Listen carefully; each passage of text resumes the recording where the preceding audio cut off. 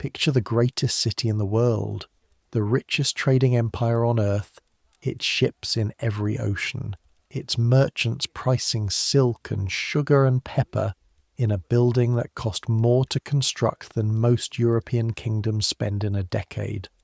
A city of cathedrals and coffee houses and theatres, of philosophers and surgeons and poets, of men who sit in panelled rooms and debate the nature of liberty and the rights of man.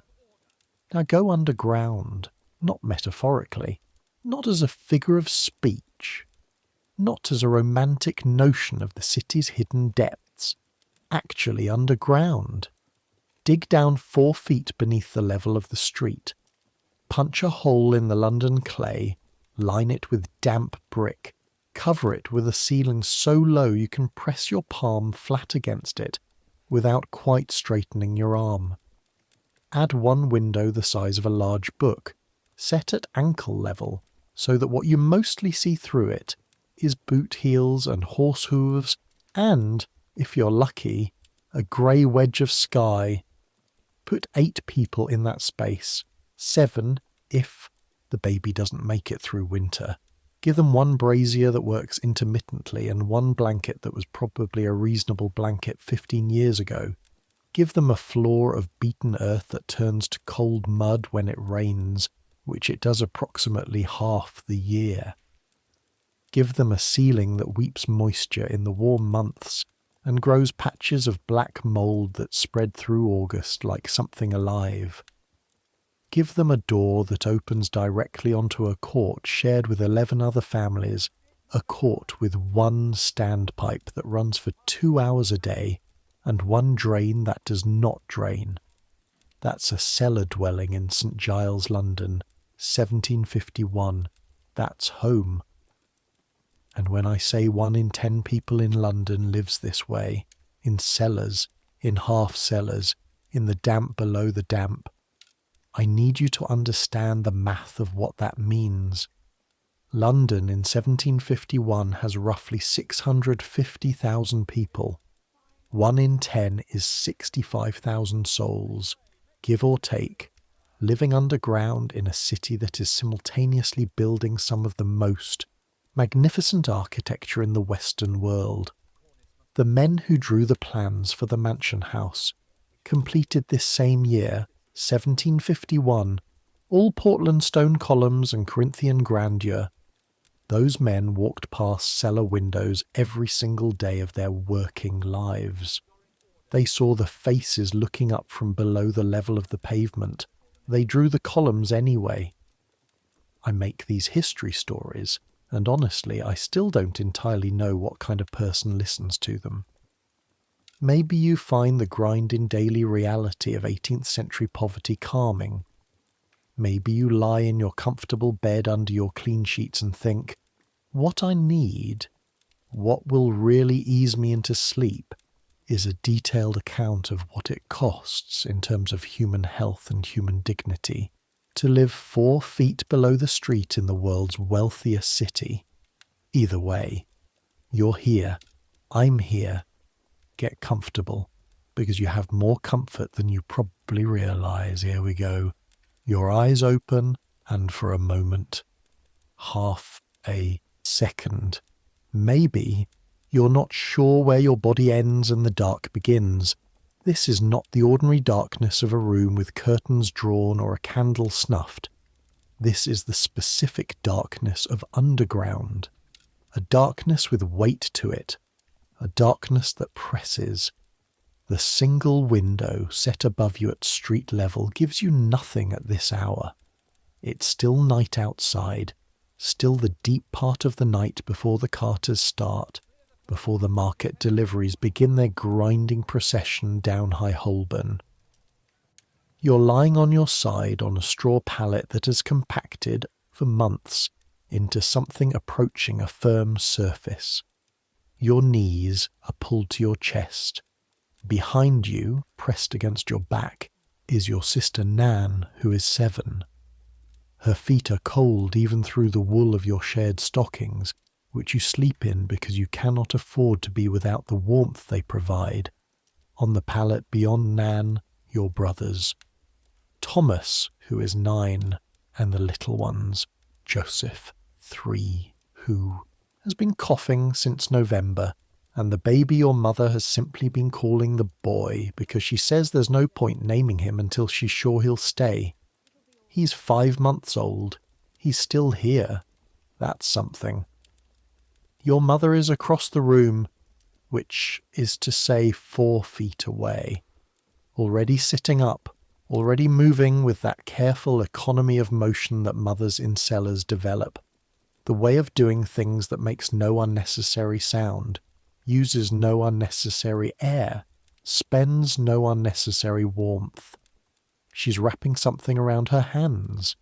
Her hands are always cold. The knuckles are split in 3 places, and the splits have been there so long they've stopped being wounds and started being simply the way her hands look. Your father is not in the room. Your father is often not in the room. The first thing that hits you as consciousness fully settles in is the smell.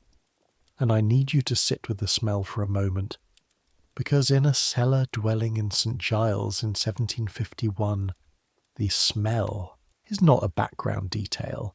It is the first and most immediate fact of the room. It tells you everything about where you are and what you have and what you don't have. Coal smoke, yes.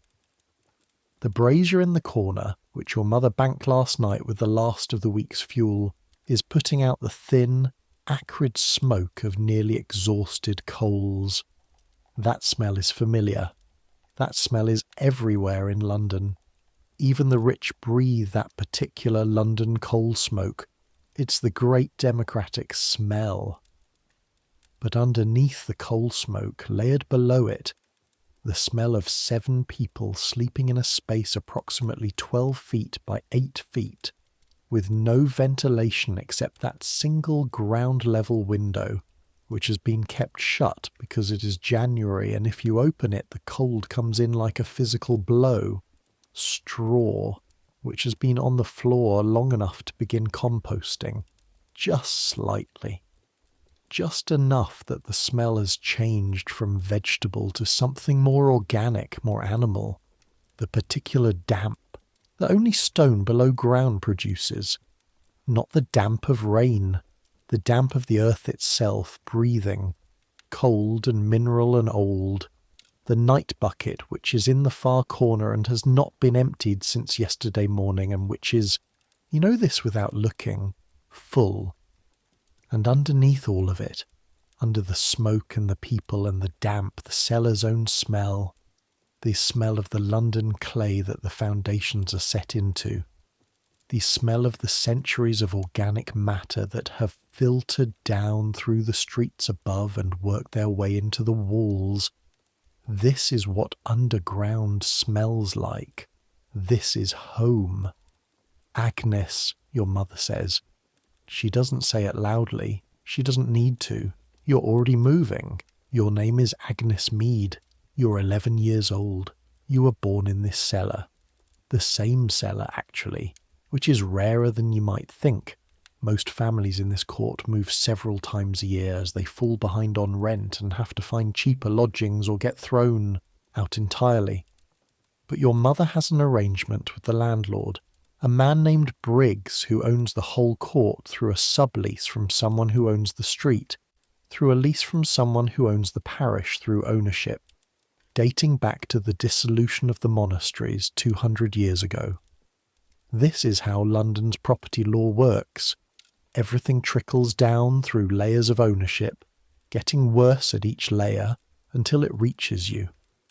Your arrangement with Briggs is that your mother pays the weekly rent in full and on time, no matter what. The rent is 4 shillings a month for the cellar. This is not cheap. For 4 shillings a month you could rent a room, an actual above-ground room, in some parts of London. But most landlords won't take cellar families with children, and some parts of London are not St. Giles. And St. Giles is where your mother's work is, because St. Giles is close to Holborn, and Holborn is close to Bloomsbury, and Bloomsbury is where the houses are that need washing done, linen carried, mending turned round in 24 hours. Location is everything, even when you're poor. Especially when you're poor. You pull on your shift, your stays, unboned, plain canvas, good for nothing except keeping the cold from getting directly at your chest. Your petticoat, which is wool, and which was your mother's before it was yours, taken in at the waist with a cord. You pull on your stockings, which you slept in. They're damp at the toes. They're always damp at the toes. The damp comes up from the earth floor, no matter what you put between your feet and the ground. You have shoes. You are, in this particular fact, luckier than 3 of the families in the court. These shoes are leather, or were leather once, and have been repaired so many times with so many different grades of material that they're now something more philosophical than leather. The idea of shoes, continuously negotiated, you put them on, you stand up, the ceiling clears the top of your head by about 4 inches. Your mother has the brazier prodded to life, and the weak yellow light of early embers throws shadows across the room that make everything look softer than it is. Water first, she says, then the Harrington bundle. Is it Harrington today? And Pemberton, they sent yesterday. 2 families washing. That's a good day. A good day hurts your mother's hands until she can't close them by evening, but a good day means food. You take the bucket from beside the door. It is empty. It is always empty by morning because the drinking water needs to be kept separate from the cooking water, and both need to be kept separate from the washing water, and you only have the one bucket, so the logistics of this are complicated. Your mother has been managing this particular complexity for 11 years. You're only now beginning to understand how. The door to the cellar is half below ground, reached by 3 steps cut into the clay. You go up the steps, which are worn smooth and slightly greasy from years of foot traffic. You push open the door into the court. The cold hits you like something solid. St. Giles is a parish that contains, depending on who's counting and what they're willing to look at, somewhere between 15 and 20,000 people. The official parish records suggest fewer. The official parish records have never actually walked through the back courts. The court where you live is called Marigold Court, which at some point in the past may have had marigolds in it, though it's difficult now to imagine what that would have looked like. It's roughly the shape of a question mark, narrow at one end where it connects to the alley that connects to the lane that connects eventually to High Street, widening into a rough oval of packed earth and old stone at the back where most of the doors are. 6 cellar dwellings below street level, 11 ground floor rooms, each containing between 1 and 4 families. 2 first floor rooms, one of which is occupied by Mrs. Doyle, who takes in lodgers, and the other by a man no one speaks to directly. Standpipe at the far end of the court. Runs twice a day. Morning from 6 until 8, evening from 5 until 7. These are the hours Alderman Thorpe's company has contracted to supply water to this district, and they are honoured approximately 4 days out of 7. On the other days, you either find another standpipe, which means a walk of at least a quarter mile and a longer queue, or you go without. It is not yet 6. You know this because the bells of St. Giles in the Fields, which you can hear from the court if the wind is right, have not yet struck, but the queue at the standpipe already has 4 people in it, which means you are 5th, which means you will be cutting it close. The court is full of sounds, even at this hour. Coughing from the cellar to your left. The Harrises, who have had a bad chest since October, pass through all 6 of them in a chain, the eldest to the youngest and back to the eldest again. Coughing from the ground floor above you, the widow Crane, who your mother says has something worse than a cold, and who you've been told not to look at too directly without explanation, which is the kind of instruction children in St. Giles learn not to question. A baby crying somewhere above, thin and repetitive as a leaking pipe. The sound of something being struck against stone. Someone breaking up their last piece of fuel into smaller pieces to make it last longer. And from the alley that leads to the court, already beginning even at this hour, the sounds of the street, a cartwheel on cobblestone, the grunt and breath of a horse being walked somewhere, the distant shout of someone who has been awake all night and has not found this a positive experience. You take your place in the queue. The woman in front of you is Mrs. Burke, who lives in the ground floor room opposite yours with her husband and 4 children and her husband's brother, who is visiting from Cork and who has been visiting from Cork for 8 months. Mrs. Burke is carrying 2 buckets, one in each hand, and she is already listing slightly to the right from the weight of the empty ones. Mrs. Burke is always listing slightly. She has 6 children, actually, you miscounted. The 6th is strapped to her chest with a length of cloth. You exchange a look, not a smile exactly, something more practical than a smile, an acknowledgement. You're both here, you're both cold, the standpipe is still closed. These are the facts, and the facts are manageable. Cold, says Mrs. Burke. Cold, you agree. This is a complete conversation in Marigold Court at 6 in the morning in January. The standpipe opens at 6:15, which is 15 minutes late, which is actually early by recent standards. The water comes out with a cough, and then a gurgle, and then a steady flow that steams slightly in the frozen morning air. The woman at the front of the queue, old Mrs. Ferryman, who has been in this court since before your mother arrived, who has been here possibly since before anyone can remember, who seems to have grown into the court the way a tree grows around a fence post, begins filling her buckets with the methodical calm of someone who has done this 10,000 times and will do it 10,000 times more. You wait. Your fingers are already numb. Not the painful cold, not yet. That's the next stage. The stage where the cold moves from numbness to a deep ache that runs all the way up to the elbow. You're still in the first stage, the stage where you can't feel the bucket handle properly and have to grip harder to compensate. The queue moves. Mrs. Burke fills her buckets, adjusts the baby, takes a step, adjusts again. Your turn. The water is so cold that when it hits the metal of the bucket, it makes a sound like something cracking, a faint shock of sound. Your hands go from numb to achingly alive in the time it takes to fill the bucket to 3/4 full. Any more and you'll slop it on the walk back. 3/4 bucket. You know from experience this is as much as you can carry quickly, as much as your shoulders can manage over the distance between the standpipe and your door without building to a sharp pain in the joint that will last until midday. You lift the bucket.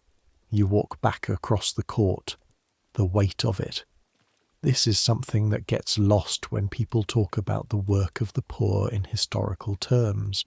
The constant, unceasing, repetitive physical weight of the work. Not the work that produces something, not the paid work, not even the work that keeps the family running in any visible sense.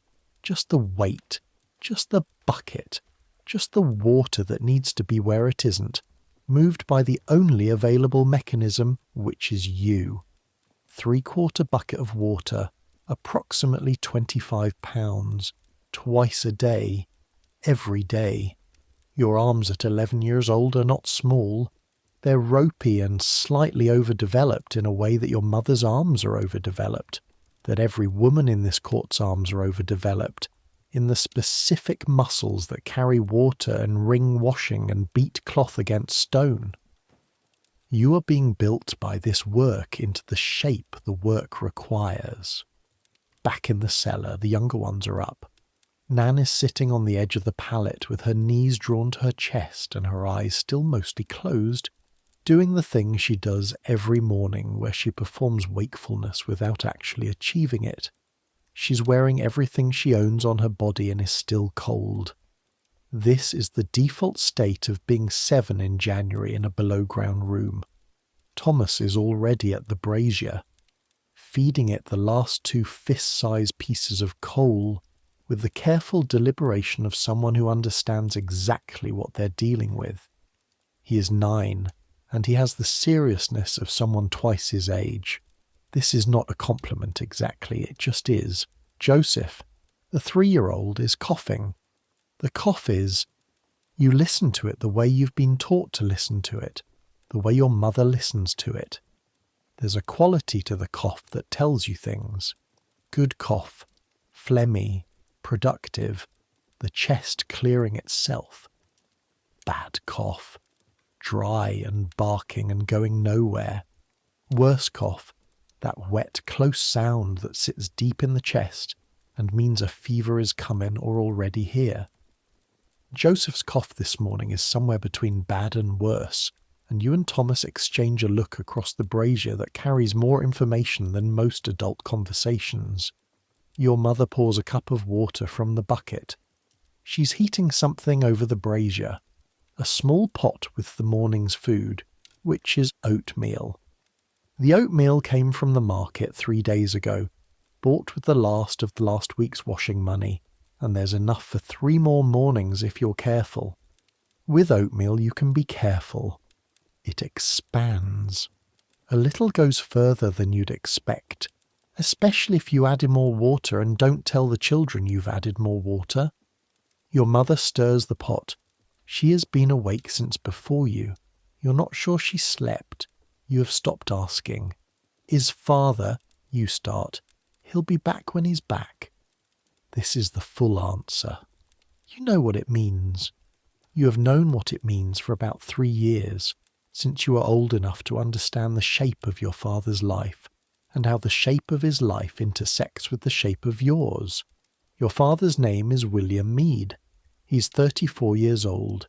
He's a coal heaver, which means that when ships come up the Thames loaded with coal from Newcastle, he goes down to the docks at Wapping or Shadwell and unloads them. The coal comes in baskets, each basket weighing roughly 100 weight, about 112 pounds. A coal heaver on a good day loads and unloads something like 20 of these baskets. In coal heaving terms, this is called a good day. In terms of the human body, particularly the spine and the shoulders and the knees, this is called something else. But here's the thing about coal heaving in 1751 that you need to understand, because it explains a great deal about your father's life and therefore your life. Coal heavers don't work for the ship owners. They don't work for the coal merchants. They work for a man called a crimp, and the crimp controls who gets work, when they get work, and how much they get paid. The way it works is this. A coal heaver who wants to work has to register with a crimp. The crimp owns or has an arrangement with a dockside tavern. The crimp advances the coal heaver money, not wages, not payment for work done, but an advance. And the advance is paid not in cash, but in credit at the tavern. And the credit at the tavern can only be spent on ale. And you're expected to spend some of it before every shift, because the crimp has an arrangement with the tavern owner, and the tavern owner has an arrangement with the crimp, and the man in the middle of all these arrangements, the man paying for all of them, is your father. By the time the actual wages are tallied against the advance, which happened at the tavern, in the tavern, where the ale was available and the numbers were written by the crimp and not the coal heaver, the wages often don't cover the advance, and then your father owes more, and then the crimp advances him more, and then he works off the advance, and then there's more advance. It is If you look at it clearly and follow the money, a form of debt bondage that operates in the open in the centre of the capital city of an empire that has begun writing pamphlets about liberty. But understanding this doesn't help you this morning. Understanding this has never helped anything as far as you can tell. The oatmeal is ready. Your mother divides it into 5 portions. 1 for Thomas, 1 for Nan, 1 for Joseph, 1 for you. The largest portion she keeps in the pot. That's your portion, you say. It's keeping warm for later, she says. It's not keeping warm for later. Eat, she says. You eat. The Harrington bundle is waiting on the step above the court, where it was left last night by the Harrington household's maid of all work, who has standing instructions to drop the week's washing at the court entrance. The bundle is wrapped in oilcloth and tied with cord, and it's heavy. Heavier than last week, you note, as you pick it up, which either means they've added sheets to the usual rotation, or someone in the household has been ill, and there's been more linen changed than usual. The smell of it, even through the oilcloth, even cold, even sealed, the smell of a wealthy household's washing. Camphor and lavender and the faint ghost of expensive soap. The soap they use for themselves, not for their servants or their sheets, but for their persons, has a smell so clean it's almost sweet. A smell that has nothing in common with what your courtyard smells like, or what you smell like, despite the fact that this clean laundry is made clean by people who smell like you do. Your mother carries the main bundle. You carry the auxiliary, a smaller wrapped parcel, also from Harrington, that contains what your mother identifies by weight and by feel as 3 shifts and a quantity of napkins. You go to the court pump first and fill the big cauldron from the standpipe water and yesterday's reserve bucket combined. Your mother has already built the fire outside. This is wash day, which means the fire happens outdoors regardless of January, because the quantities of water involved would make the cellar uninhabitable. And she's arranged the cauldron on its trivet above the fire with the practice of someone who has done this specific thing hundreds of times. Then the work begins. And this is where I want you to slow down and actually be here for a moment. Because the history of washing, I mean really washing without machines, without hot running water, without mild detergent or rubber gloves, or the ability to turn a dial and walk away, is one of the most physically demanding things a human being can regularly do, and it has been done almost exclusively by women, and these women have been almost entirely invisible in the historical record. So, here is what washing looks like in 1751. The water has to be hot, not warm. Hot enough to loosen the oils and salts that human bodies deposit in fabric over days of wear. Hot enough to kill whatever might be living in the weave. This means you tend the fire while your mother sorts the laundry. Whites first, then coloured, then woolens, because you work from least to most soiled, because mixing them destroys the whites, because the woolens can't take the heat that the linens can handle. The Harrington linens are white, or they were white.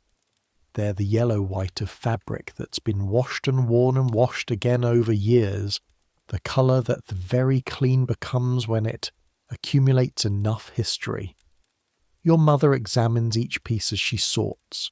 Her face does something complicated, a contraction around the eyes, a slight tightening of the jaw, that you've learned means she's calculating. Not just the work ahead, but the specific nature of each stain, each set of marks and what it will take to address them. There's a collar with a ring of grime at the neck. Her fingers trace it. She'll need the fuller's earth for that. There are spots on a shift. Old blood, dried, brown at the centre and rust-coloured at the edges. Her lips pressed together. Cold water first, then hot. There are 2 pairs of stockings with heel holes so bad that washing will only accelerate the destruction. Her eyebrows go up slightly. She'll mention them to the Harrington maid of all work. She won't recommend darning. She's not paid for opinions. She'll just make sure the maid notices. The soap is made in blocks and must be shaved into the hot water with a knife. Your mother does this with a flat horizontal stroke, again and again, the knife scraping the grey-yellow block in thin curls that dissolve into the water and turn it cloudy. The soap is lye soap, made from wood ash and animal fat, and it works beautifully on fabric but less beautifully on human skin. Your mother's hands after a day of washing are red almost to the elbow. You work the smaller items, the napkins. You're learning which fabrics need what treatment, learning by feel. The difference between fine Holland linen, which the Harringtons use for their best table napkins, and the coarser stuff for everyday use. The Holland wants gentle handling. The coarser stuff you can get into with both fists. You plunge your hands into the hot water and the temperature goes up your arms like a line of pain drawn in chalk. Cold fingers meeting hot water. This is a specific sensation that wakes up nerves you'd forgotten about. A burning without burning that lasts about 30 seconds and then settles into workable heat. Then you scrub. The washboard is a wooden frame strung with coarse reeds, rough enough to lift the dirt, but theoretically not so rough it damages the cloth. In practice, washing destroys cloth. Every wash day takes something from the fabric. You're watching these napkins get cleaner, yes. You're also watching them get closer to the day they fall apart. You scrub. Your knuckles drag against the reeds. After 10 minutes your knuckles are red. After 20, they're raw. You learn to angle your hands so the reeds hit the cloth and not the skin. But you don't always manage it. And by the time you've done the napkins and moved on to the shifts, your hands feel like something that has been used, rather than something that belongs to you. The steam rises from the cauldron in the cold air and makes a fog around the 2 of you that smells of soap and heat. Nan has taken Joseph inside. Thomas has been sent to look for fuel, wood scraps, coal slack, anything that burns, in the streets beyond the court. The baby is with your mother's neighbour, Mrs. Doyle, who is watching him in exchange for a portion of this week's wash earnings. Mrs. Doyle has been watching other people's children in this court for decades. She has lost, by her own accounting, 2 of her own. She watches your brother with the attentiveness of someone who understands exactly what they're keeping safe and why it matters. You wring the napkins. This is the action that does the most damage to hands. The twist, the hold, the resistance of wet fabric trying not to give up its water. Your arms are thin. Your arms have tendons in them that stand out when you wring, tendons that feel, toward the end of a bundle, like they're being plucked like strings on an instrument. By the time the first load is out of the cauldron and hanging on the line your mother has strung between 2 hooks in the court wall. The court wall hooks, fought over, negotiated, defended as if they were property, because they are property in all but legal terms. Your hands are too cold and too raw to feel the cold anymore, which is almost a relief. Your father comes back around 10. He comes through the court entrance with a walk you recognise. Not the good walk, not the tired but straight walk that means work done and coins in the pocket. Not even the bad walk, the one that means coins spent and nothing to show. That walk has a specificity to it, a particular angle of the shoulders, a way of not looking at anything directly. This is a third walk, one you see maybe once a month, the worst one. The walk of a man who has had a night and a morning that have rendered him, temporarily, unable to fully inhabit his own body. He stops when he sees you. He sees the washing lines. He sees your mother's face. Something passes between them that you're not meant to see and cannot help seeing. Work? Your mother says. Tomorrow, he says. Manning said tomorrow. There's a collier in from Newcastle. They are need. What happened to today? A pause. Not a long pause. Your father is not a man who lets pauses last. Couldn't get past the Prince of Wales last night. Owed Craddock from last week. Craddock is the crimp. Your mother's hands pause on the washing she's pulling from the water, just for a moment. Then they start again. The children need shoes, she says. Her voice is entirely even. Joseph needs shoes. He's been wearing yours. I know. He's been wearing your shoes since November and they don't fit him, and he can't walk properly in them, and he's been coughing since November. I know. Do you? These are not questions. You understand this even at 11. These are not questions she expects him to answer. These are statements she is making in a particular order, for reasons that have nothing to do with whether he can answer them and everything to do with the fact that they must be said. Your father sits down on the step above the court entrance. He's not drunk. He passed.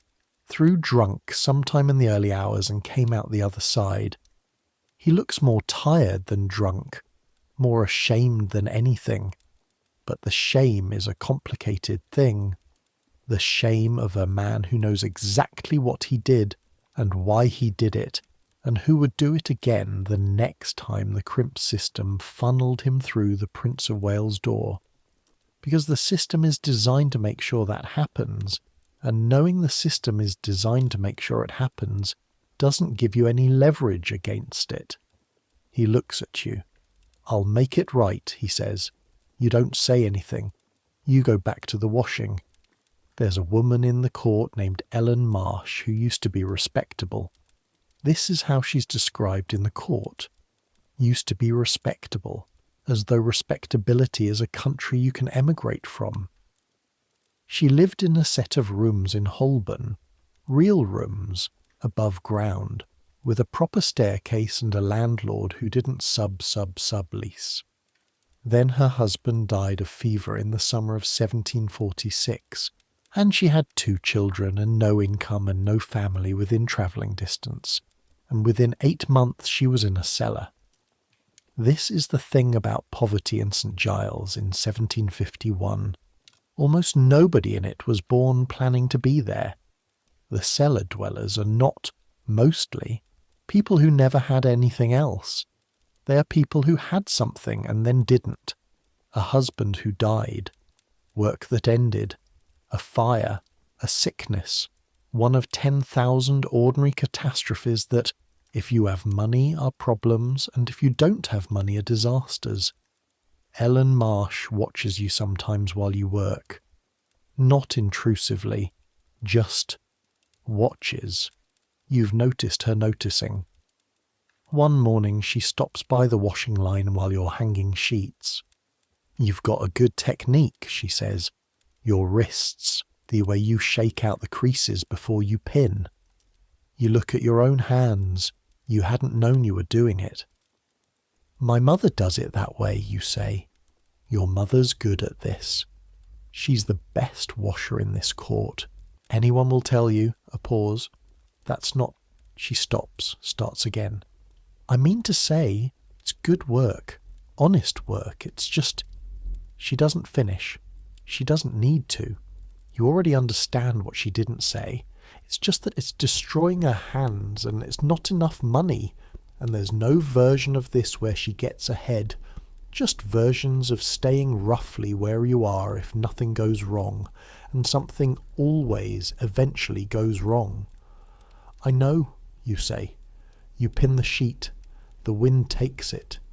It billows out white against the grey January sky, enormous and clean, and belonging to someone who will never come to Marigold Court. The afternoon is yours. Your mother doesn't send you out to work every day. Some days she needs you in the court. watching the younger ones while she works, carrying water, fetching things. But on days when the work is large and well organised and your father is there to watch the fire, she sends you out. Mudlark first, she says, if the tides... Right, then I need you to... She gives you a list. 4 items. 2 of them involve errands. 2 of them involve looking for things that don't cost money because they can be found rather than purchased. London in 1751 operates on 2 economies. The visible economy, the one where money changes hands, the one the merchants and the tradesmen and the exchange deals in, and the invisible economy, which is the economy of everything that can be collected, salvaged, repurposed, sold on, or used by people who can't afford to participate in the visible economy. You are an expert in the invisible economy. You are 11 years old, and you are an expert. You go to the river. The Thames at low tide is its own world. It is not a pleasant world. I want to be clear about that before I describe it, because there's a temptation to romanticize the foreshore, to make it sound like some Dickensian adventure playground. It is not. What it is a strip of grey-brown mud and gravel and unidentifiable organic matter that is exposed twice daily when the tide pulls back, and which contains, mixed in with the centuries of London's waste, items of value. Rope, coal, iron, bone, copper coins washed down from the streets, fragments of pottery that occasionally, rarely but occasionally, turn out to be something a dealer will pay for. Pieces of wood that burn, pieces of glass that the bottle factories buy. The mudlarks who work the foreshore know each other. You've been doing this since you were 8. Coming down with your mother at first and then by yourself, and the foreshore community is small enough that you know the regulars and they know you. Old Pip, who is not actually that old, but whose face has been worked into age by the river wind.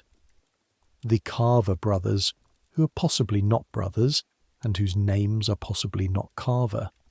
A girl your age named Bet, who works the middle section of the foreshore nearest Blackfriars, and who you regard with a complicated mixture of alliance and competitive wariness. The rules of the foreshore are not written anywhere. They are enforced by the community of people who depend on them. You don't work another person's patch without permission. You don't take more than you can carry, without it being understood that someone else will take the rest. You don't fight over small fines. You do fight, or at least argue strenuously over large ones, and you never, under any circumstances, go near the deep mud. The dark mud, the mud that has no visible bottom, the mud that looks like it might be shallow and turns out to be 5 feet deep, and takes you so completely that if you go in alone you don't come back out. 3 mudlarks in the last 2 years, 2 of them children. You work the gravel shelf nearest the stairs that lead up to Thames Street, which is your usual patch, and which has been your patch since Pip gave it to you, after you helped him drag a piece of timber out of the water that he couldn't manage. Alone. It's a good patch, close to the discharge pipes from the streets, which means regular deposits of domestic waste that sometimes includes coin. Far enough from the deep mud to be safe, close enough to the stairs that you can get up quickly if a tide turns faster than expected. The mud grips your shoes with each step. You've learned to walk with a deliberate lifting motion. Pick up the foot, place it down, let it settle, transfer the weight, repeat. That keeps you from sinking, and also doesn't tire you as fast as trying to fight the mud. It takes some balance. You have learned balance. The cold comes up through your shoes. The soles are thin, and the January river mud is approximately the temperature of things that should not be touched.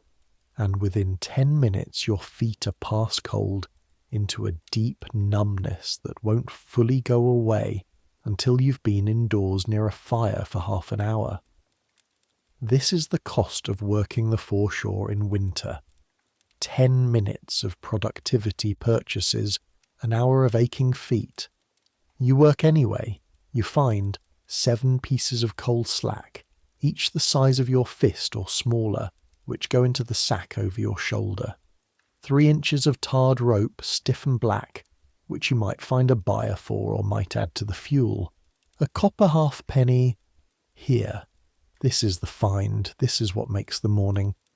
Oxidized green and partially mud-caked, but unmistakably a halfpenny, and you put it in your mouth immediately because that's where you keep coins when you find them, safe and secret against the back tooth, and you feel it there for the rest of the morning like a prayer or a promise. A fragment of blue and white pottery, Dutch probably. You have no way of knowing for certain, but you know the shapes and patterns from things you've seen in shop windows that might be worth taking to the dealer off Fleet Street. You put it in the bag carefully, wrapped in the piece of cloth you carry for this purpose. A piece of bone, animal, large, no, use. The thing about mudlarking, and this is the thing that you understood when you were 8, and that I want you to hold on to, is that you are not just looking at the surface. You are reading the river. The tide comes in and covers things and goes out and uncovers things, but the uncovering is not random. The current moves in patterns. The deposits happen in specific places for specific reasons. The coal falls from the coal barges at predictable points, because the coal barges travel the same routes and unload at the same wharves. After 3 years on this stretch of foreshore, you know things about the Thames that no one taught you. You learned them by paying attention. This is not a negligible skill. This is a form of intelligence applied to a specific problem. It just doesn't pay very much. A voice from the stairs. Agnes. You look up. It's Bet, picking her way toward you across the gravel, her own sack already half full. Good morning? Decent, you say. You show her the coal slack. Not the halfpenny. The halfpenny's your own affair. Bet looks at the coal, looks at you. I found a buckle, she says. Brass, near the pipe. You want to share it? I split the price with the dealer if you carry it to Fleet Street. She's offering because the Carver brothers made trouble for her last week and she doesn't want to walk to Fleet Street alone. She's not offering out of generosity. Neither of you are operating from generosity. You're both operating from calculation, and calculation leads to the same place as generosity often enough that the difference doesn't always matter. Split even, you say. Split even, she agrees. This is a contract. In Marigold Court in this world, a contract between 2 people on a river foreshore is as real as anything written in a lawyer's office, and considerably easier to enforce. The Pemberton bundle arrives at noon. The Pembertons are a step up from the Harringtons in ways that matter to your mother. They send more in the bundle. Their linen is of higher quality, and they pay on time. They are also harder on the cloth, which means harder on your mother's hands, but they also pay more per piece. The Pemberton girl, the one who drops the bundle, is maybe 14. She wears a grey wool dress with a white collar and cuffs. And even in Marigold Court, even in the court smell, she holds herself in a way that says, I am attached to a house in Guildford Street. I am an upper household. I am simply the errand, not the errand runner. Her name is Polly, and she and you have exchanged perhaps 40 words total in 2 years of weekly interaction, and most of those words have been about the bundle. But today she pauses. Is your mother in? She says. She's working, you say. Mrs. Pemberton wants to know if your mother can take on extra. Thursday evenings.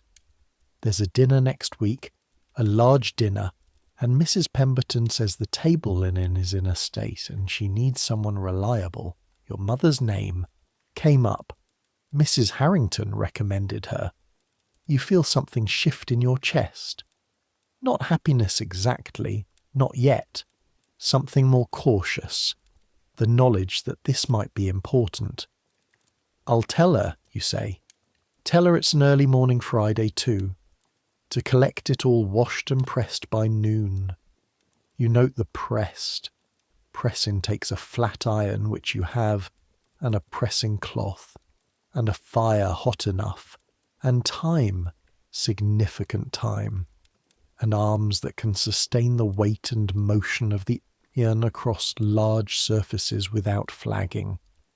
You will not note the pressed to your mother as a concern. Your mother already knows that pressed means more work and somewhat more pay, and she will calculate it herself and decide. I'll tell her, you say again. Polly nods. Her eyes sweep the court with an expression you've seen before on the faces of people who come from outside it. A quick assessment, a small unconscious contraction of the nose, an involuntary recording of the standpipe, and the washing lines and the damp walls and the children in the doorways. Then she turns and walks away, back toward the alley, back toward Guildford Street, back toward the world where she belongs.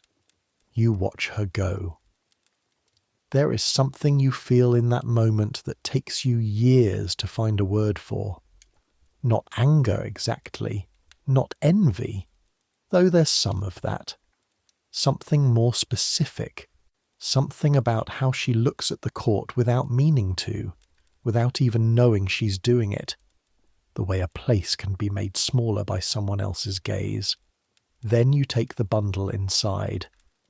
The dealer off Fleet Street is a man named Crow, who operates from a ground floor room that connects to a street-level shop through a back passage that it is useful not to examine too closely.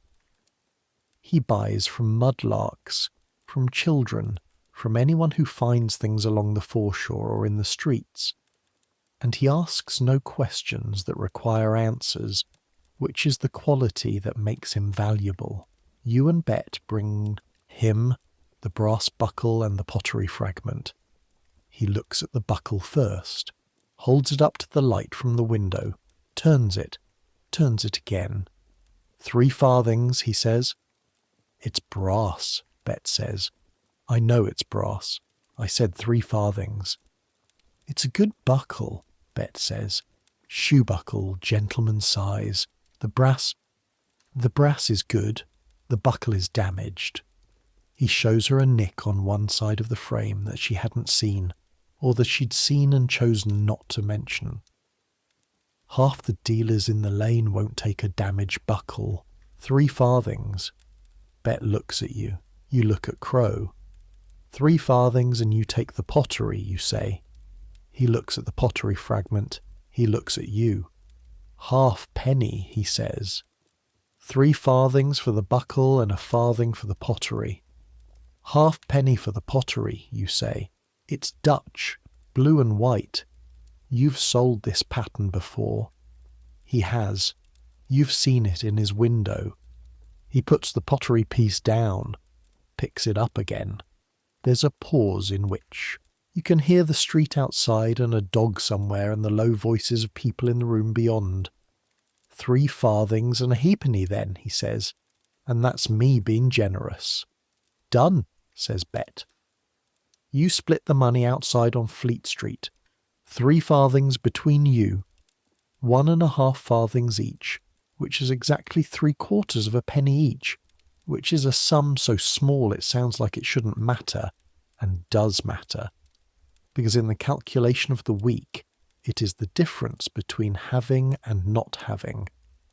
You add your share to the 1/2 penny you found on the foreshore, still in your mouth, now transferred to the small knotted corner of your petticoat hem where you keep money.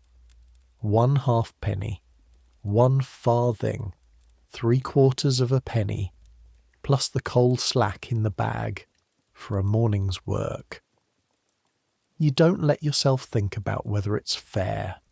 Fair is a category that requires you to have a reference point outside your own life, and you're 11 years old, and your entire life has been this court and this river and this world, and fairness is something that happens in the abstract, in the realm of pamphlets and debates and men in coffee houses, not on the foreshore at low tide in the mud.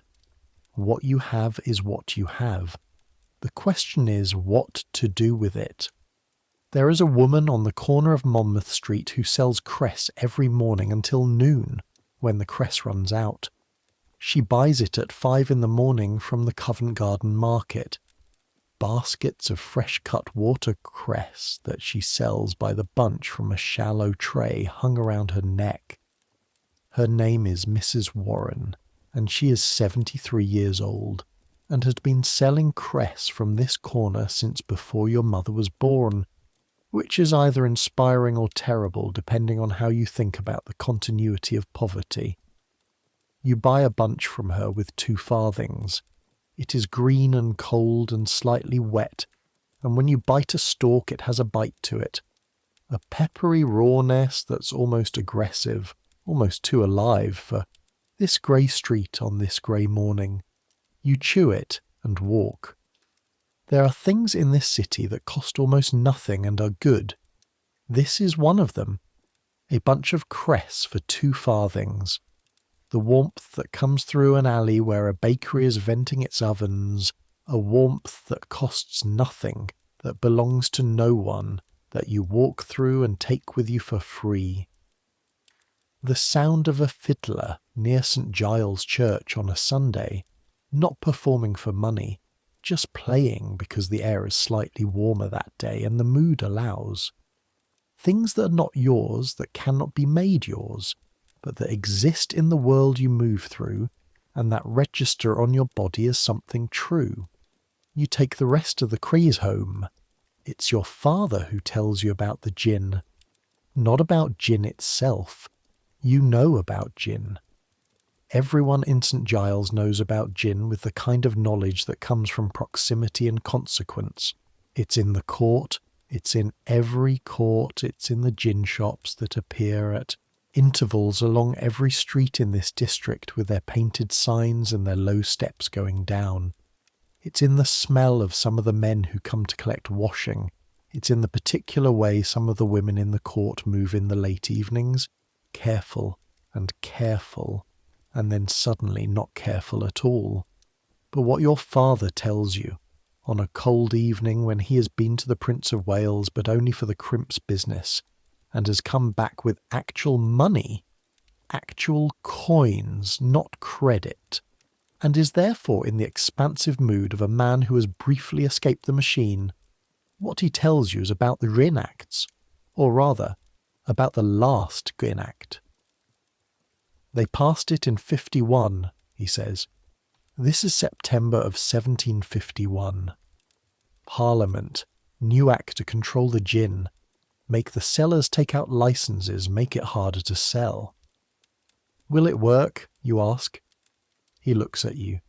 You're a child asking a political question, and he is taking it seriously, which is one of the things you love about him when he is being the version of himself you love. Gin acts have come before, he says. 1736. They made it so expensive to license that almost nobody could sell it legal, so everyone sold it legal. You know what happened? They kept selling it. They kept selling it. More than before. They called the informers, the people who reported illegal sellers. They called them thief-takers, and the informers got beaten. A woman died, and Parliament backed down, and the gin kept flowing. He pauses. This new act might be different. They're coming at it different. Through the distillers, not just the sellers. Making the distillers sell only to licensed premises. Cutting it at the source. Do you think it'll work? Another pause. He picks at a thread on his coat. I think it depends, he says slowly, on whether the people who want it to work more than the people who profit from it working. Not working want it not to work. You sit with this sentence for a moment, then, "That's everyone," you say. He almost smiles. "That's everyone," he agrees. You think about Mrs. Crane on the ground floor. Mrs. Crane, who your mother says has something worse than a cold, and who you've been told not to look at too directly. Mrs. Crane, who has 2 children, both of them thin in a way that's different from the regular thin of Marigold Court. A depleted thin, a thin that has gone too deep.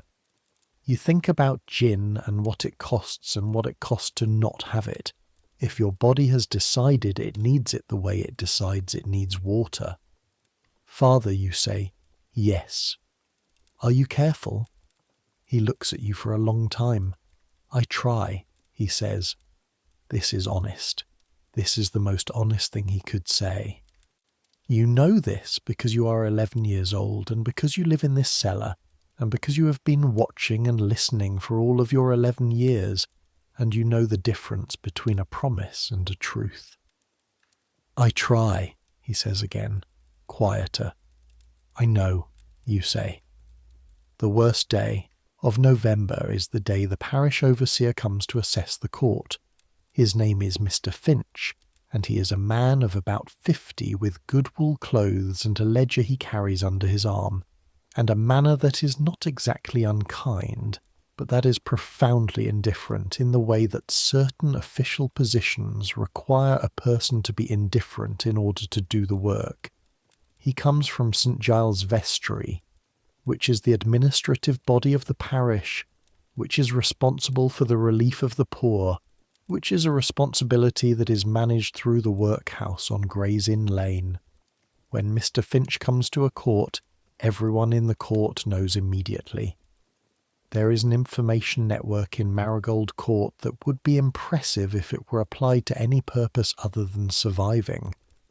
It operates through sound, a particular pattern of footsteps, a certain quality of silence that spreads through the court before any individual person has actually seen anything, and within about 2 minutes of Finch entering the alley, the court has rearranged itself. This is not collusion exactly. It is the wordless coordination of people who share a threat. Laundry that was haphazardly hanging gets straightened. A man who had been sitting on a step doing nothing gets up and finds a tool. Children disappear. The idle, the visibly ill, the most obviously distressed, they have retreated before Finch reaches the court entrance, because the assessment he's making is about who deserves help and who is beyond help, and the line between those 2 categories is drawn in 1751 by a man with a ledger and a set of criteria that are not written down anywhere, but exist as a shared understanding among overseers across every parish in London. Deserving poor, working, or clearly wanting to work, temporarily distressed by specific misfortune, illness, widowhood, exceptional weather, loss of tools, no evidence of vice, undeserving poor, idle, intemperate, permanently settled in poverty, associated with crime or gin. The actual poor of Marigold Court exist on a spectrum that doesn't map cleanly onto these categories, but the assessment happens in 10 or 15 minutes on a Tuesday morning in November by a man who has 27 more families to visit today. Your mother knows Finch is coming before you do. You're not sure how. You suspect Mrs. Doyle's information network extends well beyond the court. She wakes you at 5. "Clean everything," she says, by which she means there is an order to the cellar that is not cleanliness. The cellar cannot be made clean, not truly, not in its damp and its dark, but there is a state of orderliness that signals effort. Effort signals virtue. Virtue signals deserving. The pallets are rolled and stacked. The dirty linen, the family's own, not the Harrington or Pemberton linen, which is always treated differently, is wrapped and stored beneath the rolls. The night bucket is emptied and rinsed and placed where it can be seen, but not prominently. The brazier is lit early, though you can't afford the coal this requires, and will need to not light it tomorrow as a result. But a lit brazier signals a functioning household. A cold room signals something else. Your father is here, which is either good or bad depending on the morning, and this particular morning he is sober and dressed and sitting near the brazier with a piece of harness he is mending for a carter on the next street over. The mending is real work, paid work, but it also happens to be visible work, and its visibility is part of the preparation. You are dressed. Your brothers and sister are dressed. Joseph's cough is... You cannot control Joseph's cough. You have prayed, in a vague and unarticulated way, for Joseph's cough to be absent for this one morning, and it has not listened. Finch comes at 9. He comes into the court with a younger man behind him, who writes in the ledger. He moves from door to door with a methodical efficiency, stopping for perhaps 3 minutes at each, speaking to whoever comes to the door, looking past them into the interior where that's possible. You hear his voice through the court, level, without particular inflection, asking the same questions at each door. How many persons? What occupation? What income? Any parish relief currently received? Any illness? He gets to yours. Your mother goes to the door. You stand behind her, to her left. Your father is still at the brazier with the harness, working, visible. Finch looks at your mother. He looks past her at the room. His eyes move. Brazier, family, bedrolls, the state of the walls, the bucket. Name? Mary Mead. Husband? William Mead. Coal heaver. He's employed? He's working. Your mother's voice is completely even. This is true in the sense that he is currently doing paid work. It is incomplete in the way that all true things about coal heaving employment are incomplete. Children. 5. He looks at the visible ones. You, Thomas, Nan, Joseph. His eyes go to Joseph the longest. That child is ill. He has a chest. He's improving. A pause. In the pause, Joseph coughs. Finch makes a note. He looks at your mother. You take in washing? Yes. For Harrington of Guildford Street and Pemberton of the same. Good names. The right neighbourhood. Not too far up. That would be implausible, but comfortably above this level. Evidence of a connection to respectability. How long in the parish? 11 years.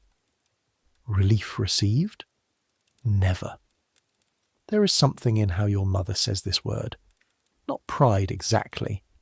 Pride is something you afford yourself, and the tone of the word isn't affordable, isn't self-congratulatory. It's something harder, a record, a fact. 11 years in St. Giles, 5 children, a coal-heaving husband and a washing income, and never on the parish list. This is not virtue. This is effort so sustained it has the density of iron. Finch looks at her. Then he looks at you. You look back at him. You have been told to look respectable, which you have been told by your mother means present, alert, not cowering, not impertinent. You attempt all of these simultaneously. Your hands are at your sides, your feet are in your shoes, your hair is pinned under your cap. He makes another note. You'll continue without relief, he says. It's not quite a statement, not quite a question. Yes, your mother says. If the child deteriorates significantly, apply to the vestry on Tuesday mornings. I know the procedure, your mother says. Another look. The ledger closes, not written in again. You have not been added to the list. The man behind Finch stops writing. Finch moves to the next door. Your mother stands in the doorway until he's 3 doors down. Then she turns and comes back inside and sits on the edge of the nearest bedroll and puts her face in her hands, not crying, just sitting, just the release of something that's been held for an hour. Your father puts down the harness. He looks at her. He doesn't touch her.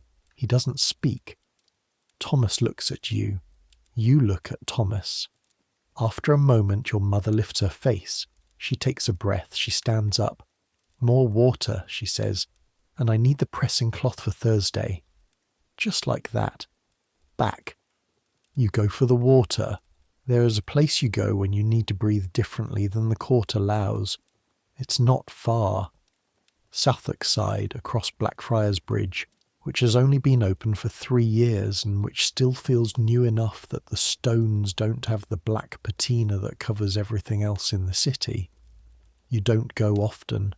The toll is a halfpenny, and the halfpenny matters. But sometimes, maybe twice a month, you cross to the south bank and find a spot on the bridge where you can look. The first time you went there, you were 9. You went because Thomas dared you to cross the bridge alone, which you did, and which cost you the halfpenny you'd been saving for 3 days, and which you've never regretted.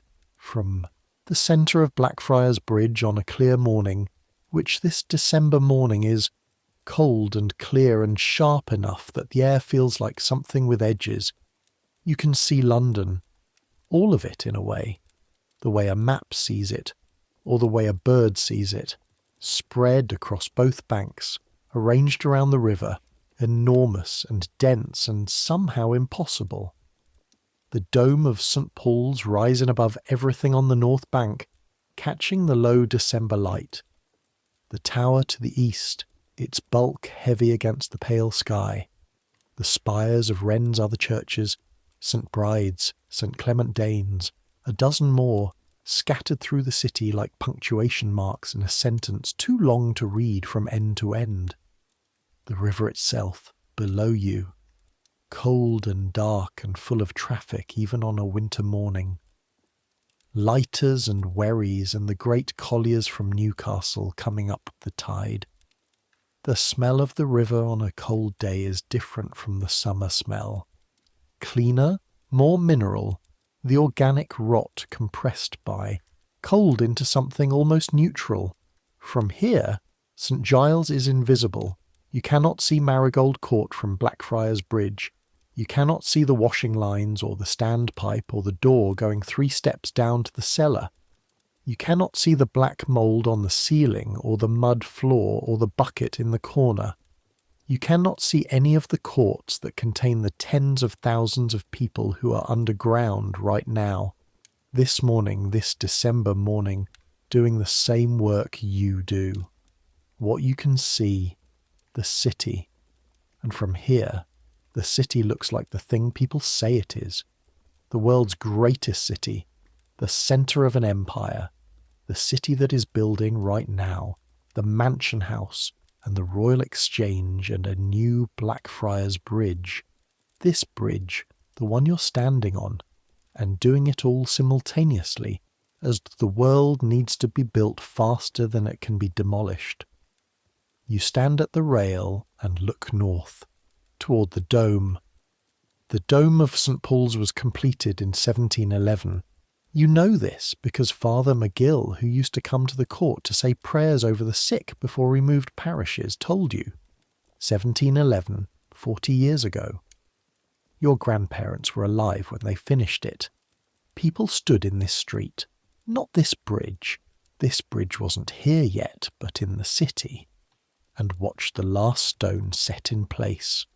40 years is nothing. 40 years is your grandparents. The dome is that close to being new, and above it, at the very top, the golden ball and cross that catch the December sun and throw it back into your eyes from a mile away. It's like a signal, like a thing that refuses to be modest about itself. I am here. I have always been here. I will be here long after you have whatever you do. long after you have lived underground in Marigold Court and carried water and washed other people's linen and mudlarked on the foreshore. Long after you have become whatever you're going to become, you don't know what that is yet. At 11, you don't. No. You know the court and the river and the washing and the work. You know how to negotiate with the river dealer and how to read a tide and how to hold your hands when wringing so the tendons don't catch. You know that Mrs. Doyle watches over children and that the standpipe runs late more often than not, and that your mother never cried in front of anyone but sometimes puts her face in her hands when it's been very close. But there's a version of yourself you can see from this bridge. A version that's not entirely clear, not a specific future with a specific shape, but a possibility. The possibility of becoming someone who knows things, who has learned things from the specific hard school of this city and carries them forward. The view from the bridge is not a comfort exactly. It's not a promise, but it's something. You take it with you when you cross back to the North Bank, halfpenny lighter and steadier than when you came. The winter passes. These are the things that happen in a cellar in a cold winter. The damp becomes absolute, the walls running with condensation from the breath of 7 people in a space the size of a modern bathroom. The mould spreads. The earth floor goes from damp to cold mud to something close to frozen, so that in the deepest part of January before dawn, it holds a chill that comes through the soles of your shoes in seconds. Joseph's cough deepens and then, in the way of things, recedes. He doesn't die. He is diminished slightly. There is less of him in February than there was in October, a lightness to him that frightens your mother more than any specific symptom. But he is here. The baby is here. Everyone is here. Your father has a good month in January and a bad month in February. The February is bad enough that your mother goes to the vestry on a Tuesday and applies for emergency relief, which is a loaf of bread and a shilling of coal, and which she takes without apology and without gratitude, in the way you take from a system that owes you far more than it gives. The Pemberton dinner goes well. 3 more dinners come from it. 3 more Thursday bundles, a significant increase in the household's Friday morning pressed linen work. Your mother's hands become something she works around rather than with. She has learned to do the delicate work of pressing with the heels of her palms and the flat surfaces of her wrists when the grip fails her. You take on a regular Tuesday mudlarking route. You develop over the winter months a refined sense of the tides, not just the times but the character. This tide will bring coal. That tide is a current shift that moves light items from the bridge zone toward your patch. That particular combination of east wind and high river will deposit fragments from the wharves upstream. You're reading the river the way other people read text, and you're getting better at it. You stop sharing the buckle money with Bet. Not because of a falling out, because by March you know, longer need to, you know enough of the territory and you're fast enough and the dealers know you well enough that you work more efficiently alone. Bet for her part has moved further down the foreshore, towards Southwark side, and has apparently found a more productive patch. You see her on the foreshore sometimes, you exchange the nod. This is what friendship looks like on the foreshore. It works. Spring in Marigold Court is, for perhaps 3 weeks in April, genuinely good. It is the only unqualified good you can point to in the calendar of this place. 3 weeks in April when the cold has released enough that you don't start the day fighting it, and the heat of summer hasn't yet arrived to intensify the smells of the court to their full August expression. 3 weeks when the window of the cellar can be opened at noon, and actual light comes in. Not much, not enough, but some. And the sounds of the court are not just coughing and effort, but also sometimes a child, laughing, a real laugh, the kind that surprises itself. Your brother Thomas, in April, plays. He plays in the court after the evening work in the last of the daylight, with a patched leather ball that came from somewhere. You don't ask where. The provenances of children's possessions in this court are rarely straightforward. And he plays with the Harris's oldest boy and a child from the rooms above whose name you've never learned. And he is, for those 20 minutes in the April evening, 9 years old and nothing else. You watch from the door of the cellar. He looks in those moments like himself, like the person he is when the work and the cold and the watching and the early seriousness aren't required. You can see what he'll look like when he's grown, when the circumstances of his life have been better, or worse, or simply different. You store this away, the way he looks playing in the April evening light. You store things away. This is something you do. You put them somewhere inside you and they stay there, and on the worst days you access them and they help. Summer changes everything. Not improves, changes. The heat works its way down into the cellar from the street above, from the packed city above, and the cellar doesn't cool the way you'd expect it to. The earth retains the heat and gives it back at night.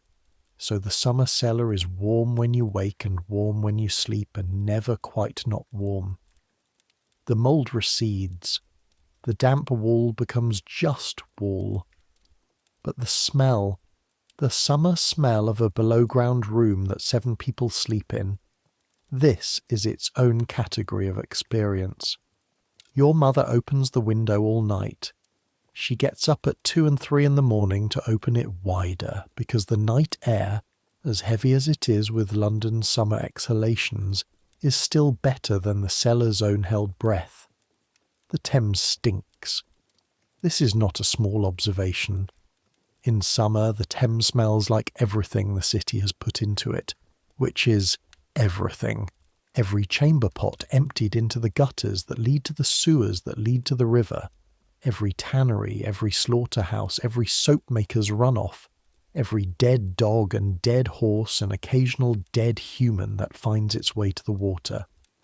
The smell has a physical quality in summer, a thickness that you feel in your chest, that makes some visitors to London who arrive in July genuinely believe they're getting sick from the air itself.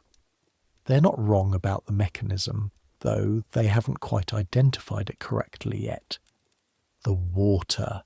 It's the water. You learn this not from a pamphlet or from a physician, but from the fact that the summer brings fever with it, and the fever takes Mrs. Harris's youngest, and it takes the man from the room above whose name you never learned, and it takes 2 courts over, which is close enough to constitute the neighbourhood, 4 children in a week. You learn to boil water. Your mother has always boiled the water for the very small ones. This summer you boil everything. Joseph drinks boiled water from a cup, and his cough doesn't come back. This is science. This is medicine. It happens in a cellar in St. Giles in the summer of 1752, and it is not written down anywhere, and no one knows why it works except that it works, and that is enough. The day you're sent to Bloomsbury Square is the hottest day of August. The heat sits on the street like something solid. The cobblestones radiate it from below. The buildings hold and reflect it from above. The air between the buildings is thick and still, and smells of everything London is made of. You're carrying a completed bundle of pressed Pemberton linen, wrapped in clean oilcloth, to be delivered at the servants' entrance of the house in Bloomsbury Square. This is the first time you've been sent on the delivery yourself. Your mother's hands have been bad enough this week that the pressing took 3 sessions, and the morning of delivery she can barely hold a cup. You've walked these streets. You know the route, but you've never gone to the door. The servants' entrance of a good Bloomsbury house is on the side, down a half-flight of stairs below street level, which makes it something like your own home's approach. 3 steps down, a door, a different world. This similarity will strike you later and not be amusing. The door is answered by a girl in a white cap and a grey dress. She is your age. Her face is clean, and her hands are clean, and her dress is clean in the sense of recently washed, and she is, in every visible respect, inhabiting a different category of existence from you. She looks at the bundle. She looks at you. From Mead's washing, you say. Right. She takes the bundle. Payment? You recite the amount your mother has told you. The girl disappears for a moment and comes back with coins counted correctly. Come in while I get the weeks, she says, meaning the new bundle. You go in. The scullery of a good Bloomsbury house, even the scullery. Stone floors, yes, and the smell of work, yes, and the low ceiling. But the ceiling is higher than your cellar's ceiling. The floor is stone, not earth. There is a pump inside the house. Inside, a pump, attached to the wall, that you turn a handle and water comes out. There is a fire in a proper grate with proper ventilation. There are shelves of equipment that speak of a household that is equipped, because being equipped is not a luxury question, but a functional expectation. The cook is there, a large woman with red arms who doesn't look at you, who is dealing with something on the stove that smells. The smell reaches you like a hand, grabs you somewhere below the breastbone. Roasting meat. Meat that has been roasting for some time, that has moved from raw to rendered, that fills the kitchen with a fat, golden, imperious smell that says, there is more of this than will be eaten, and what is not eaten will be disposed of somehow, and the disposal is not your concern because it is not your food. You stand in the scullery. The girl comes back with the bundle. You take it. You go back up the half steps into the street. On the street, the August heat falls on you again. The smell of the street reasserts itself. You stand on the pavement outside the servants' entrance for a moment. You're not sad. You're not angry. You are not whatever word goes with the emotion of seeing the pump inside the house, and the clean floor, and the smell of the roasting meat. You are taking note. You're registering it, storing it in the same place where you stored Thomas playing in the April evening. It is a fact of the world. The world contains this house and this scullery and this pump, and it contains your cellar and your court and your standpipe that runs 2 hours a day when it runs. Both of these things are true at the same time. You walk home. You walk home carrying the bundle, and you go back the way you came and you cross back into the St. Giles streets, where the houses are lower and the smells are different and the courts are full of the particular noise of many people in not much space. Your mother is sitting in the doorway of the cellar when you come back. Her hands are wrapped in cloth strips. She looks up when she sees you. Did you get the payment? Yes. You hand her the coins. She counts them, nods. And the new bundle? You hold it up. She takes it. She doesn't move to start on it yet. Her hands need another day at least. She sets it inside the door. Sit down, she says. You sit on the step beside her. It's slightly cooler here, in the shadow of the court wall. Did you see it? She says. The house. Just the scullery. She nods. She's been to the house herself, of course. She has delivered the linen before when she was able. Do you understand, she says slowly, what the difference is between us and them? You wait. It's not their goodness. It's not their intelligence. It's not that they work harder or want more. She pauses. It's that they started with one thing that we didn't start with. They started with enough, just enough to start, and from enough you can build. Without it, she looks at her wrapped hands. You're running to stand still. A pause. I'm telling you this, she says, because you're going to need to understand it, not be angry about it. Understand it. Because anger without understanding just makes you tired. She stands. She goes back inside. You sit on the step for a while longer. The court is doing its evening thing. Children appearing. The standpipe queue forming for the evening run. The sound of other cooking from other rooms. The specific end-of-day noise of a place settling into its night routines. You are running to stand still, but you are running. You have not stopped. And there is something in the running, in the getting up before dawn, and the water carrying and the mudlarking and the delivering and the watching and the storing away. There is something that is yours, that belongs to you, that no one can take from you. You don't have a word for it yet. You're 11. The word will come. You get up. You go inside. You help your mother with supper. The weeks after that pass in the usual shape. Work, which is what every week is made of. Washing and delivering and mudlarking and watching the younger ones and carrying water. Your father's weeks run in their pattern too. The good stretches at the docks and the bad nights at the Prince of Wales and the aftermath mornings, and the careful way your mother manages the arithmetic of what he brings in and what gets spent and what's left.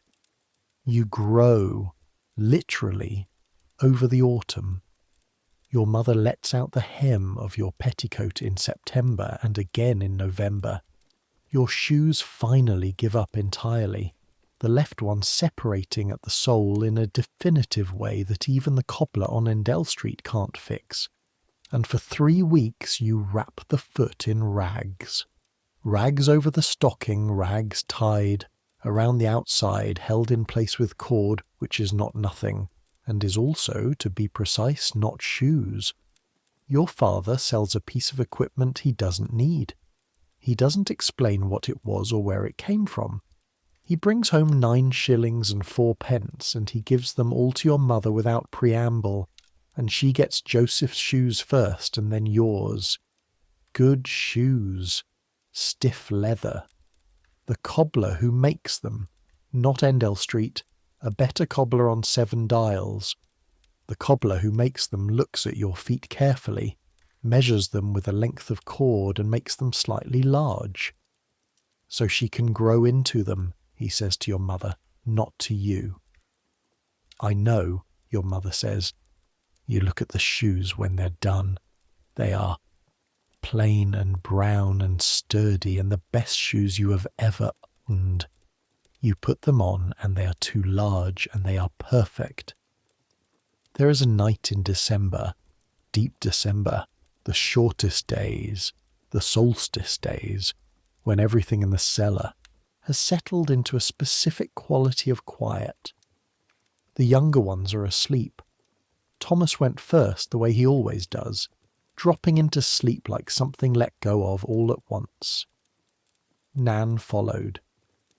Joseph has been sleeping better these last months, the cough mostly gone, and he sleeps curled like a comma on the pallet. Your mother and father are at the small table by the brazier, which is burning steadily on a week when there is fuel, because it is a week when there is fuel. Not always, but this week. They're not speaking. They're just there, both of them, in the warm circle of the brazier's glow, in the specific quiet of people who have been together long enough that silence between them is not empty. You are supposed to be asleep. You are not asleep. You're lying on your pallet in the dark at the far end of the room, with the baby's warm weight against your side. He's sleeping too.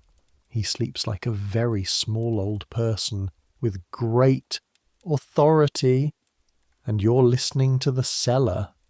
The Sound of London above you. Through the earth and the brick and the floorboards of the street, muffled and continuous the city. Carts, voices, the distant bells of St. Giles marking a late hour. The particular sound of a city that doesn't fully sleep. It just changes pitch. It changes from the daytime pitch, the high, urgent pitch of commerce and traffic and purpose, to the night pitch, lower, slower, with gaps between the sounds that the day never has.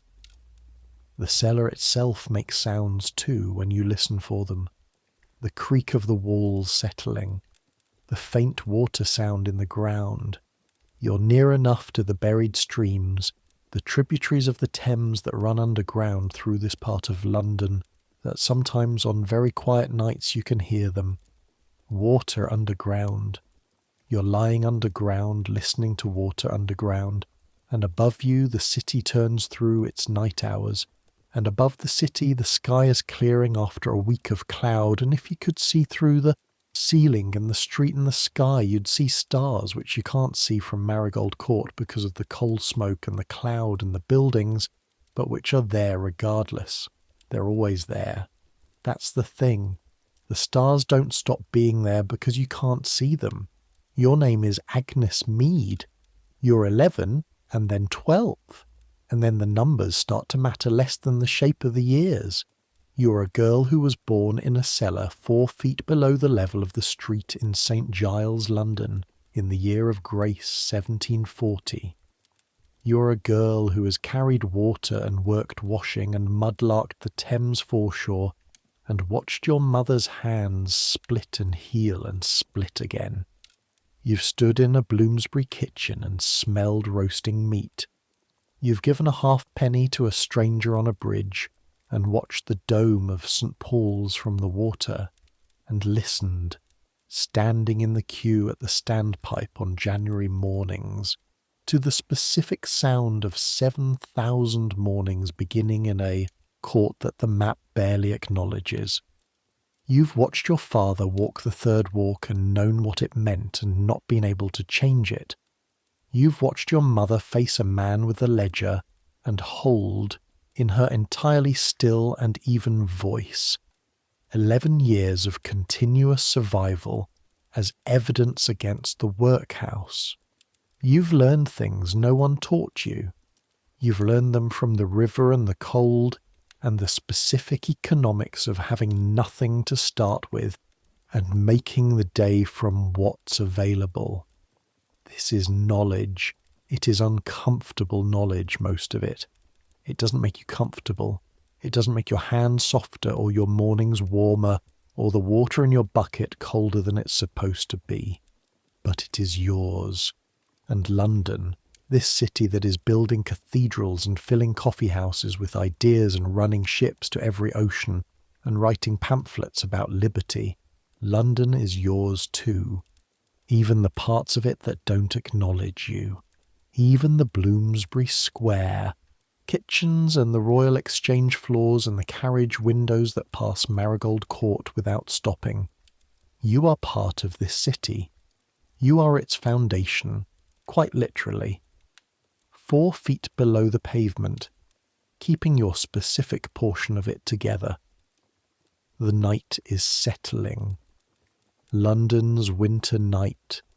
The cold that comes down through the bricks of the cellar ceiling after midnight, the specific cold of the deepest hours that your body has learned to manage by pulling the blanket tighter and letting your siblings' warmth do what it can. Your hands are rough from the week's work. The left knuckle has a crack in it, the one that opens every winter, that stings when you wash and stops stinging after a few minutes and then stings again. It will heal in the spring. It always heals in the spring. Then it comes back in November. You know this about yourself now. You know the pattern. The brazier is banked. The coals are mostly ash, giving off a deep orange glow at their heart, the kind of glow that means warmth for another 2 hours if you don't disturb it. Warmth that your body registers as a background hum, a baseline of almost enough. Almost enough. This is the level you live at. Almost warm, almost full, almost safe, almost ahead of the week's expenses. Almost enough, and sometimes, on the good days, the days when the tide brings coal and the dealer's price is fair, and your mother's hands are working and the Pembertons send extra. Sometimes, very briefly, actually enough. And enough is its own world, when you have enough. Not more than enough, not abundance, just the clean, bare fact of enough. It's like a window opened in a room that's been closed too long. Everything breathes differently. You breathe differently. You close your eyes. These sounds of the court come down to you, softened by the walls and the depth and the hours. The baby of the Harrises 3 doors over, who cries on a schedule you know as well as your own.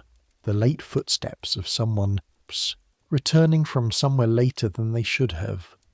The distant bells marking an hour you're too tired to count.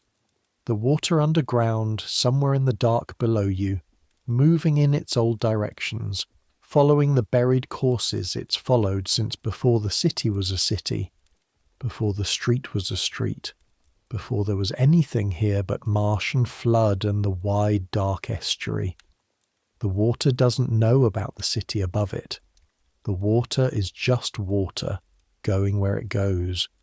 You will not remember, later, the specific moment you fall asleep on this particular night. This is the nature of sleep. The transition between waking and not waking is always already over when you try to observe it. It's the only thing you do that you can't watch yourself doing. What you will remember, in the years ahead, is the shape of these nights. The cellar, the cold, the particular close darkness of underground, the sounds, the weight of the blanket and the warmth of your sister's back against yours, and the smell of the banked coals and the faint mineral smell of the walls. These nights will live in you, not as memories exactly. Memory suggests something you choose to access, something you search for and find. These will be more like structure, like the bones of you, the thing that the later years are built on top of. Agnes Mead, who was born in a cellar, who carried water and worked washings and mudlarked the Thames, who watched her mother face down a man with a ledger and win, who stood on Blackfriars Bridge in December and looked at the dome of St. Paul's and thought, I am part of this. Even from 4 feet underground, I am part of this. Who went home and helped with supper. The nights pass. They all pass. Every night, in every cellar, in every back court, in every parish of this city that was simultaneously building its greatest monuments and housing its citizens underground, every one of those nights passed. The people who lived them were cold, and they were tired, and they were often sick, and sometimes they were hungry, and they got up in the morning, and they worked, and they carried water, and they watched their children, and they kept the wash lines full and the standpipe queues orderly, and the courts running with whatever coordination and care could be assembled from nothing. They were here. They were the city too. They are the city too. Let the night come. Let it come the way it comes to Cellars, not dramatically, not all at once, but seeping, in through the walls and up through the ground and down from the street above through a foot of packed earth and brick. Let your body do what it knows. Your hands are work hands. They will work again tomorrow. Right now they can rest. Your shoulders, rest. Your arms that carry, rest. Your feet that walk the foreshore, that stand in the standpipe queue, that climb the 3 steps out of the court and the 3 steps back down, that have walked these streets since you were old enough to walk them. Rest. You have done what today asked. It asked a great deal. You did it. The sounds of the court are fading, or you are fading from them, one of the two. The bells somewhere in the distance mark the deep hour, the hour when even London's nighttime engines begin to slow, even the gin shops in the deepest part of the night, between the last of the late drinkers and the first of the earliest risers, even they have a few hours of almost quiet. Even the river slows, though it doesn't stop. Even the city breathes differently at this hour. You're warm enough. Not warm. Warm enough. This is enough. There is tomorrow, which will be cold and which will require water carrying and work and the standpipe queue, and the consideration of what is needed and what is available, and how to move between the two. Tomorrow is tomorrow. Tonight, here, underground, in the specific darkness that is yours. This darkness that smells of coal smoke and old straw and damp stone and the sleeping warmth of your family. This darkness is also yours. This rest is yours. Take it. And here is something for you. Whoever you are listening in the warmth, wherever you are listening, you are warmer than Agnes Mead was. You are above ground. You have more blankets. The ceiling is higher. The floor is dry. Your hands are probably not raw from wringing. And London, the London Agnes walked, the London she was 4 feet below, that London is gone. The courts are gone, most of them. The standpipes have been replaced by running water inside every house. The mould in the walls has been addressed legally and architecturally by standards that were written into law slowly and painfully over the 100 years after she lived. The dome of St. Paul's is still there. The river is still there. And underneath the streets of London, under the tube lines and the cables and the ancient buried rivers, the earth is still there.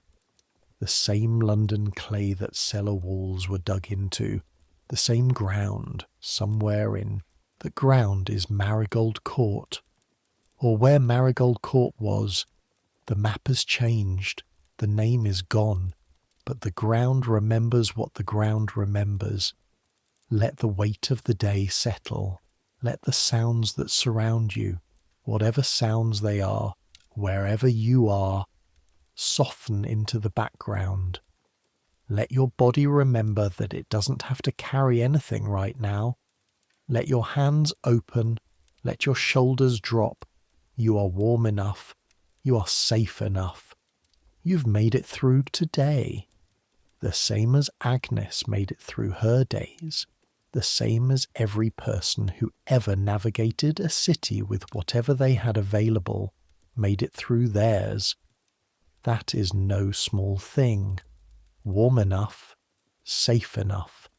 Here, good night.